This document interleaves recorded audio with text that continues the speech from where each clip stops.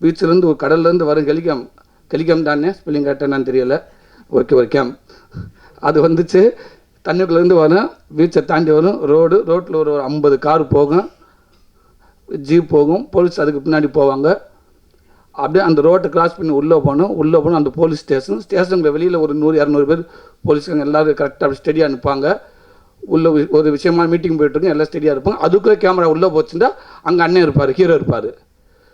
இந்த ஷாட்டு அப்படி பிளான் பண்ணாங்க பாருங்கள். உண்மைக்கு அதில் நாங்கள் ஒரு காரில் போயிட்டு இருந்தோம். அவ்வளோ ஒரு கஷ்டம், பல பக்கம் கேமரா வச்சு எடுத்துகிட்டு இருக்காங்க. ரொம்ப கஷ்டமான செட்டு.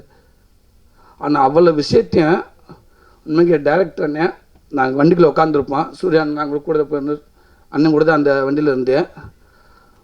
அப்படி ஆக்ஷன் சொல்லிட்டா அத்தனை பேர்த்துக்கு ஒரே வாக்கி டாக்கியில் சத்தியமாக சொல்லி 50 பேர் உதவி இயக்குனர் இருந்தால் சில நேரத்தில் மிஸ் ஆயிரும். அவ்வளோ பேர் சாரு கிடச்ச உதவி இயக்குனர் உண்மைக்கு பெரிய விஷயம். அத்தனை பேர் அப்படி இருந்தாங்க.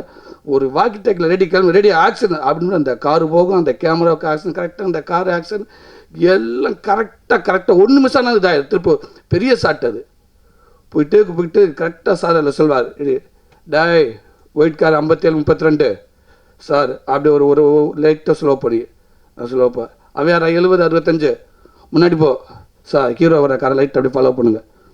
போயிட்டியா? ஓகே போலீஸ்காரன் ஸ்லோவா, சும்மா கொஞ்சம் வேகமாக போ.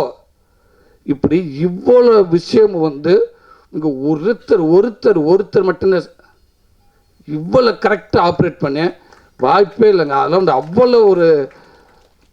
அவ்வளோ பற்றி கரெக்டாக நம்ம ஏதோ ஒரு 20 கார் கிராஸ் பண்ணி போகணும்னு நினச்சிருப்பான். அந்த 20 கார் பிள்ளை ஒரு காரை கரெக்டாக டேரக்டர் நம்பர் சொல்லுவாங்க.